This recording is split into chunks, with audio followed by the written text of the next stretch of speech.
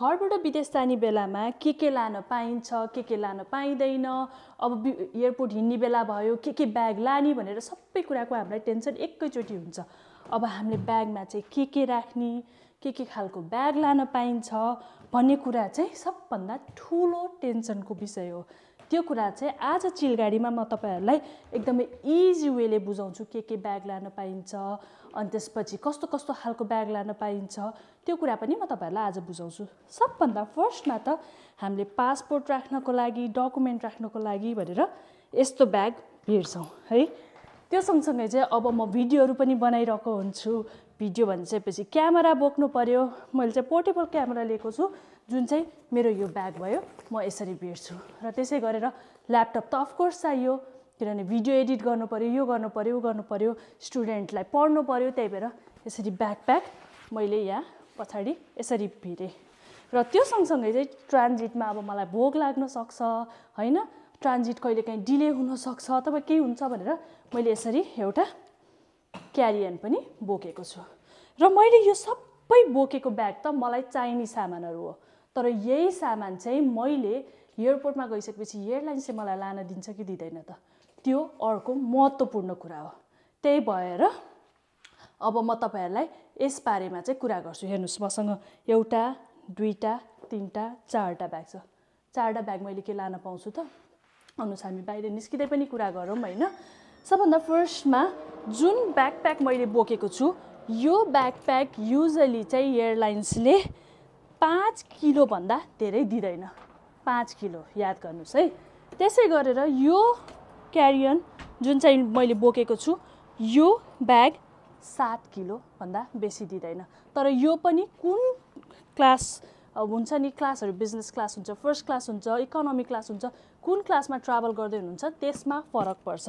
तपाई बिजनेस क्लासमा ट्राभल गरिरहनु भएको छ भने दुईटा ब्याग 7 किलो दिन सक्छ अथवा 10 किलो पनि दिन सक्छ, तर एयरलाइन्स हेरेर फरक हुन्छ। तर नर्मल रुल भनेको बिजनेस क्लासलाई दुईटा क्यारियन 7 किलो र इकोनोमी क्लासलाई चाहिँ एउटा ब्याग एउटा क्यारियन 7 किलोको दिन्छ। ल हेर्नुस्, अब मैले यो ब्याग जुन चाहिँ बोकेको छु यो सबै म एयरपोर्टमा गइसकेपछि मलाई दिदैन।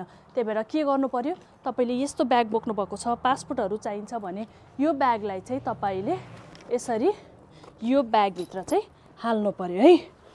यो ब्याग भित्र यसरी हाल्नु पर्यो। अनि त्यसै गरेर यो क्यामेरा ब्याग पनि इम्पोर्टेन्ट हुन्छ। त्यही भएर तपाईले यो ब्याग भित्र चाहिँ हाल्नु पर्यो। यसलाई चाहिँ त्यसो गरेर ल्यापटप, पासपोर्ट र क्यामेरा गरेर टोटल 5 किलो बनाउनु पर्यो। र यो ब्याग भनेको चाहिँ तपाईको क्यारियन हो। यो ब्यागलाई चाहिँ तपाईले 7 किलो भन्दा धेरै बनाउनु भएन। कहिलेकाहीँ चाहिँ एयरलाइन्सले ठ्याक्क 7 किलो भनेको 7 किलो नै चाहिन्छ भनेर भन्छ।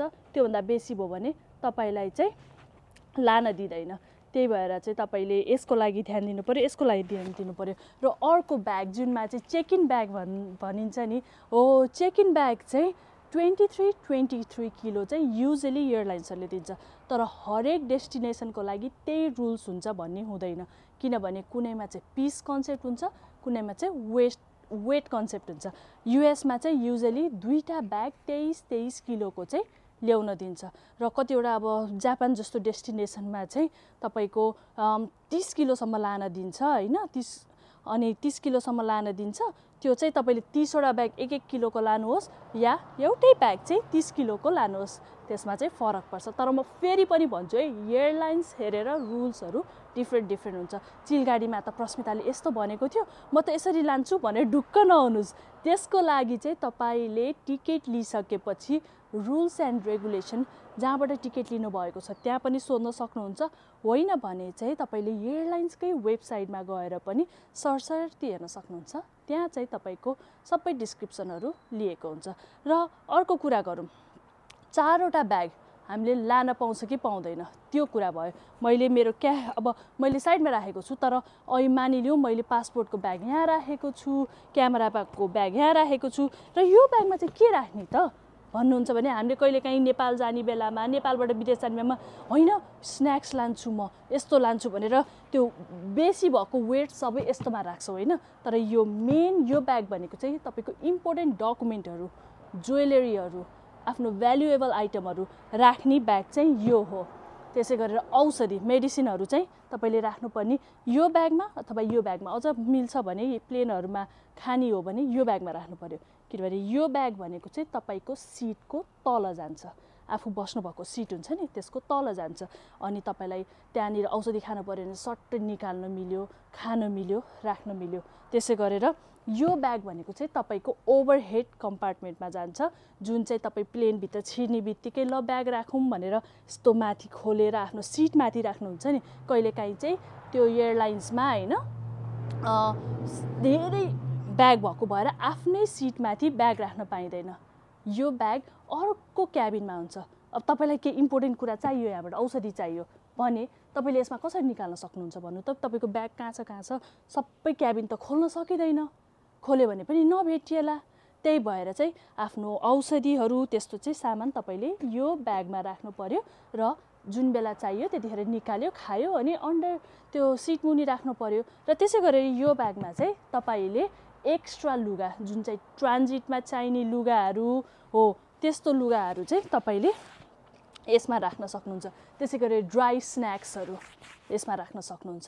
तपाईँले ट्रान्जिटमा जाँदाखेरि खान नपाउनु होला होइन, कहिलेकाहीँ भनेको खान नपाउनु होला चाहिँ किन भनेको भने मैले तपाईँसँग जुन देशको ट्रान्जिटमा हुनुहुन्छ त्यहाँको पैसा नहोला, पैसा नभइसकेपछि त्यहाँको भाषा नबुझिएला, त्यो भयो भने त्यहाँ गएर खान अलिकति गाह्रो होला। त्यही भएर चाहिँ तपाईँले यसमा ड्राई स्न्याक्सहरू त्यस्तो राख्नुभयो भने आफूले भनेको बेलामा चाहिँ टक्क निकाल्न पाउनुहुन्छ, खानुहुन्छ। त्यही भएर यसमा चाहिँ फेरि पनि भन्छु म, यसमा चाहिँ तपाईँको जुन कुरा प्लेनमा नै चाहिहाल्दैन, ट्रान्जिटमा चाहिने सामानहरू चाहिँ ल्याउनु पाउनुहुन्छ है, लान पाउनुहुन्छ। र यसमा चाहिँ तपाईँले यो साइज हेर्नुहोस् है, यो साइज चाहिँ युजली हरेक एयरलाइन्सले चाहिँ अप्रुभ गर्छ। तर कहिलेकाहीँ चाहिँ यत्रो योभन्दा ठुलो ब्याग अनि यत्रो बल्की ब्यागहरू भयो भने चाहिँ तपाईँलाई एयरलाइन्सले काउन्टरमै रोक्छ र त्यसको पैसा तिर्न लगाउँछ। कुनै एयरलाइन्सले चाहिँ यतिकै एज अ कर्टिसी भनेर पनि फ्री चेक इन गर्छ, तर हरेक बेलामा त्यो सिचुएसन हुँदैन है, हरेक टाइममा त्यही सिचुएसन हुँदैन। कहिलेकाहीँ चाहिँ फ्लाइट फुल नहुन सक्छ, त्यस्तो बेलामा एयरलाइन्सले पनि त रेभिन्यू लिनु पर्यो, एयरलाइन्सले पनि त पैसा कमाउनु पर्यो उनीहरूले। त्यही भएर यस्तो ब्यागको पनि पैसा तपाईँलाई तिराउन लाउँछ र यो ब्याग चेक इन गराउँछ। त्यही भएर तपाईँले दुईटा ब्याग मात्रै बोकेर हिँड्नु पर्यो, एउटा यो अनि अर्को यो। र अर्को वेट भनेको चाहिँ याद गर्नुहोस्, यसको वेट भनेको चाहिँ 7 केजी हुनु पर्यो।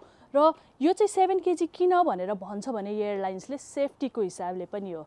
तपाईँले यो चाहिँ यसरी बोक्नु भयो, हेर्नु आफूले बोक्नु पनि त सक्नु पर्यो नि, 7 केजी बोक्नु भयो, तपाईँले ओभरहेडमाथि यसरी त्यो प्लेनको माथिपट्टि राख्नु भयो, ढोका लाउनु भयो, त्यतिखेर जाँदा जाँदै टर्बुलेन्स आयो, ठुलो टर्बुलेन्स आयो, यो तपाईँको आफ्नो हेडमा लायो भने इमेजिन गर्नुहोस् तपाईँको सेफ्टीको कुरा आयो, त्यहाँ तपाईँको आफूलाई ठोक्यो भने त ओके फाइन मेरै ब्याग हो भन्न पाउनुभयो, तपाईँले एयरलाइन्सलाई त कम्प्लेन गर्नुहुन्छ। तर त्यही ब्यागले अरू कसैको टाउकोमा ठोक्यो, उसलाई ठोकेर केही भयो भने त्यो जिम्मेवारीको हुन्छ, त्यो तपाईँ पनि हुनुहुन्छ, किनभने तपाईँको ब्याग हेभी छ। त्यही भएर यो ब्याग चाहिँ तपाईँले एकदमै लाइट वेट लिएर जानु पर्यो। एयरलाइन्सले तपाईँलाई सामान थोरै ल्या भन्न खोजे होइन है, सेफ्टीको हिसाबले पनि उनीहरूले तपाईँलाई चाहिँ 7 किलो भनेर भनेको हो। त्यसै गरेर कहिलेकाहीँ चाहिँ के हुन्छ भने एयरलाइन्समा होइन फ्लाइट फुल हुन्छ, फ्लाइट फुल भयो भने उनीहरूले यो चाहिँ गेटमा चेक इन गरिदिन्छ, दिनुहोस् म तपाईँको फ्रीमा चेक इन गरिदिन्छु भनेर भन्छ। फ्रीमा चेक इन गर्दाखेरि चाहिँ तपाईँले के बोकिरहनु, ट्रान्जिटमा मलाई सजिलो हुन्छ भनेर तपाईँले दिनु होला, तर त्यतिखेर तपाईँले याद गर्नु भएन, त्यतिखेर तपाईँको ब्यागमा चाहिँ पावर ब्याङ्क होला होइन, त्यसै गरी ज्वेलरी होला, तपाईँको डकुमेन्ट मेन कुरा पासपोर्टै होला। तपाईँले चेक इन गराउनु भयो, टिएसएमा जानुभयो, यसमा राख्नु सट्टा मैले यसमा राखेँ, त्यो ब्याग उनीहरूले चेक इन गर्यो, तर प्लेनको बिचमा गएर तपाईँलाई याद आयो ओहो मेरो त पासपोर्ट यसमा छ। अब तपाईँलाई त तपाईँको त्यो पासपोर्टको लागि भने उनीहरूले सेफ ल्यान्डिङ भनेर इमर्जेन्सी ल्यान्डिङ भनेर त कहीँ गर्दैन, तपाईँको फाइनल डेस्टिनेसनमा इमिग्रेसनमा गएर तपाईँ अड्किनु भयो त तपाईँ फिर्ता आउनु पर्यो। हेर्नुहोस् त्यो भनेको कसरी म अझै सिम्पल वेले बुझाउँछु है, तपाईँको पासपोर्ट यो ब्यागमा अड्क्यो भने तपाईँ अराइभल हल नगएसम्म त यो ब्याग पाउनुहुन्न हो कि होइन, तर अराइभल हल जानु अगाडि त तपाईँले पासपोर्ट इमिग्रेसनमा देखाउनु पर्यो, त्यो पासपोर्ट त यो ब्यागमा छ, कसरी त अब मिलेन। त्यो कारणले पनि तपाईँलाई फेरि पहिला जुन डेस्टिनेसनमा आउनुभएको थियो त्यही डेस्टिनेसनमा तपाईँसँग त पासपोर्टै छैन भने फिर्ता पनि पठाइदिन सक्छ। त्यही भएर यो कुरा चाहिँ अर्को ख्याल गर्नुपर्ने कुरा हो।